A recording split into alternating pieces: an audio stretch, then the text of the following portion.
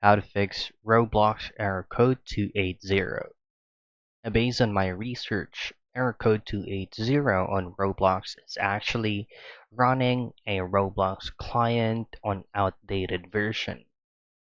So basically what you want to do if you're a phone user, just simply head straight to Google app or where you downloaded Roblox and then just simply update it. If it not resolve the issue, just simply uninstall it and reinstall the application again.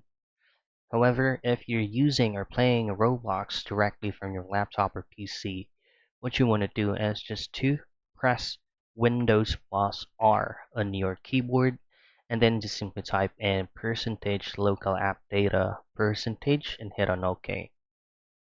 In here, just press anywhere on this window and just press R, and then you have to delete the whole folder right here. So what you need to do next is just simply go back to roblox.com's official website and re-download the client again. So those are the things that you can do for you to be able to fix Roblox error code 280.